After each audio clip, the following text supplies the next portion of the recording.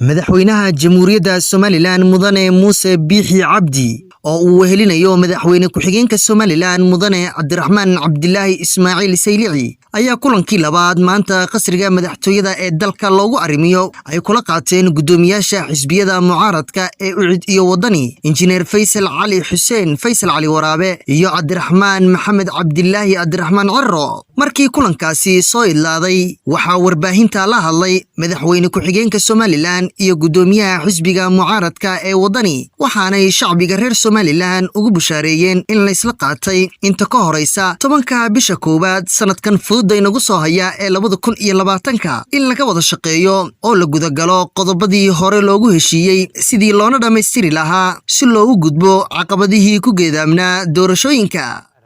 الحمد لله رب العالمين والصلاة والسلام على سيدنا محمد وعلى آله وصحبه وسلم. الحمد لله إلى بهم هذا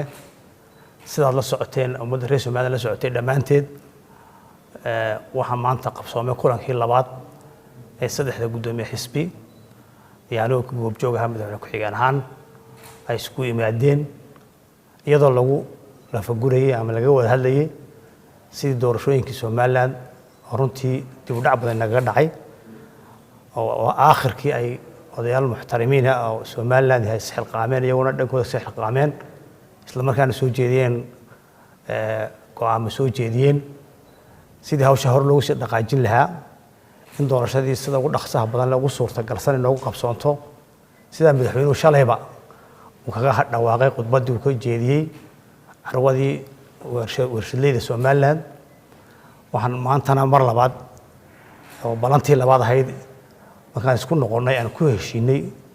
inaan muddo loo baahan yahay sidii hawsha loo fulin lahaa ee xeerkii iyo xalkii la isku cunsiin lahaa hawshaas mid dhalow noqon lahayd in muddo kooban oo ilaa bisha dambe 10keeda ah aan ka baaran degno oo hawsha dhameystirkeeda sidii loo dhameystir lahaa loona horan loogu socon lahaa hawshaasi qodobadii ay soo jeediyeen duqeydeenu loo fulin lahaa ayaan ku waansanay ilaa bisha 10keeda hawsha inta ka horeysa insha Allah laga guro maartay xarkaha laga guro qodxaha laga guro labada gudoomiye oo nala qaateen runtii taasna dadku u baaqayna waxaan naga sida shalay madaxweynuhu horti shacabka horti farinta ugu diray waxa naga go'an in dhamaantayo in wixii hore dhacay ugu dhacay wixii dib u dhacayo soo dhacay ugu dhacay laakiin in maanta laga bilaabo aan u diyaar garowno si doorashada dalka u qabsoomi lahayd oo ah takaliye ee maanta Soomaaliland ku badbaadayso. السلام عليكم ورحمة الله وبركاته. بسم الله الرحمن الرحيم وصلى الله على سيدنا محمد وعلى آله وصحبه أجمعين. سأكون رقبتين waxaan maanta yeelanay kulankii labaad labada gudoomiye xisbi madaxweynaha iyo madaxweyne ku-xigeenku si aan hore ugu sii wadno sidii doorashaduna u qabsoomi lahayd soo jeedintii odayaashana loo dhaqan gelin lahaa markaan aragnay hawsha culeyskeeda waxaan isla garanay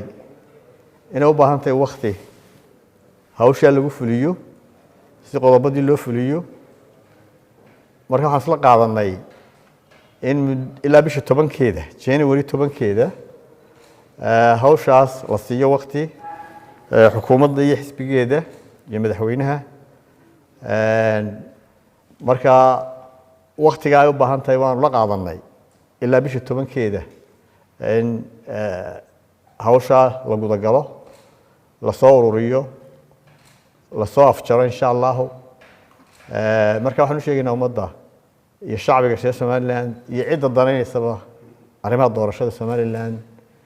in bisha 10keeda insha Allah aan filayno war ummadda iyo shacbiga ka farxiya inoona horseeda in doorashooyinkii inoo qabsoomaan qodobadana insha Allah ay